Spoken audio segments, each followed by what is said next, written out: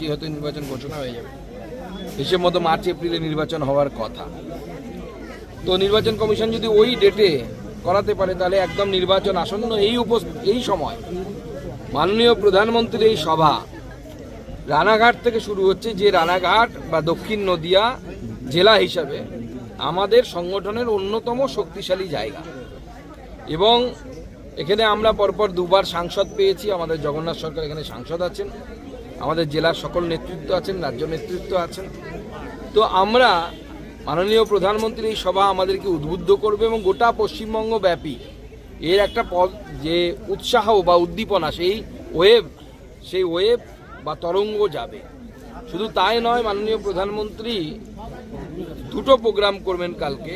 একটি সরকারি প্রোগ্রাম, সেই সরকারি প্রোগ্রামে বড়জাগুলি থেকে বারাসত পর্যন্ত এই রাস্তা প্রায় 2 দশক ধরে আটকে আছে। আপনারা জানেন এটা ছিল হচ্ছে সেই অটলজি শুরু করেছিল কোয়াড্রিল্যাটারাল সোনালী চতুর্ভুজ, সেই সোনালী চতুর্ভুজের অংশ। আমাকে বাড়ি যেতে গেলে, আমার নিজের বাড়ি যেতে গেলে ওই রাস্তার উপর দিয়ে যেতে হয় ন্যাশনাল হাইওয়ে ধরে। কিন্তু দুর্ভাগ্যের বিষয়, শুধুমাত্র অ্যাপিজমেন্ট পলিটিক্স করতে গিয়ে মমতা বন্দ্যোপাধ্যায়ের সরকার দিনের পর দিন জায়গা দেয়নি এবং তার ফলে এই রাস্তার কাজ বহু বছর ধরে আটকে আছে। নদিয়ার বেশ কিছুটা অংশ হয়ে গেছে, আপনারা দেখবেন NH-30 কিন্তু তারপরে যেই নদিয়া শেষ হচ্ছে, বারাসতের দিকে আমরা যেতে শুরু করছি, সঙ্গে সঙ্গে ভাঙাচোরা রাস্তা। এই কাজ মাননীয় প্রধানমন্ত্রী উদ্বোধন করবেন এবং আগামী দিনে এইভাবে বাংলার উন্নয়ন, বিকশিত বাংলা তৈরি করতে হবে এবং বিকশিত ভারতবর্ষ তৈরি হবে। নরেন্দ্র মোদীর নেতৃত্বে বিকশিত ভারতের যাত্রা শুরু হয়েছে।